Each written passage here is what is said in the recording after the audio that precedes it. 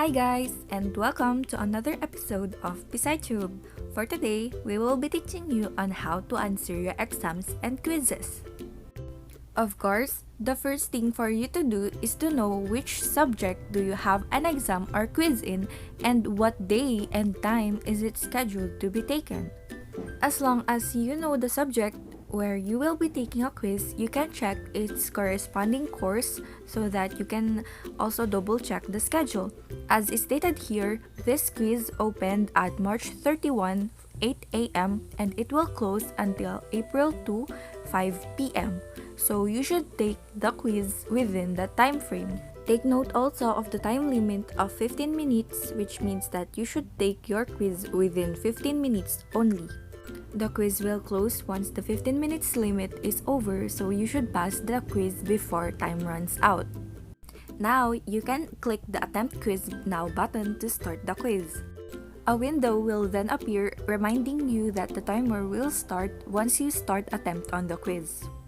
There are many types of ways on how you can answer quizzes based on the types of exams that your teachers will be giving.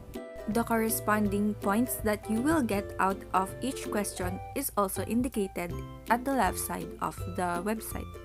As for question number 1, this is an essay type of question and you are given a big rectangular box where you can insert your answer.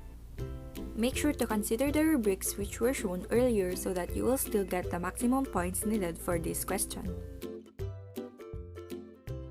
Question number 2 is kind of a short answer type of question. So you will only need a word, phrases, or sentences in order to answer this. Question number 3 is a type of question that we are all familiar with. It is a multiple choice kind of question, so to answer, you just pick from one of the choices by clicking them.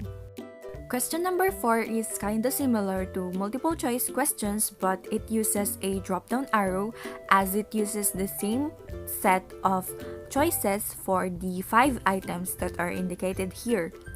To select your answer, just click the arrow and then the choices will be seen and then you will click your answer from this set.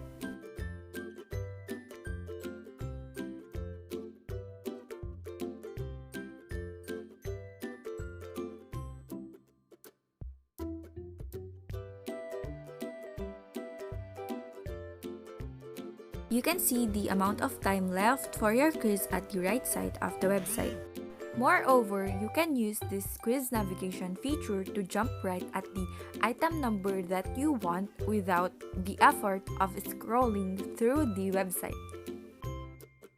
Once you are done with the quiz, you can click the Finish Attempt button and then you will see the status of each of the items included in the quiz. You can also choose to return to attempt or go back to the quiz so that you can recheck your answers, and if you are satisfied with them, you can click the Finish Attempt button again. Notice that you can also see the amount of time left for the quiz in this window. Click Submit All and Finish, and then confirm it for another time, and that marks the end of a quiz. This review feature will be explained in episode 7, so stay tuned for the next episodes to come. And that's the end of episode 5. We hope that you learned how to answer your quizzes and exams using KHub today. As usual, for questions or clarifications, please feel free to comment down below.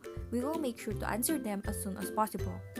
If you still haven't subscribed to our channel, please do so as we still have a few episodes left. Thank you for watching!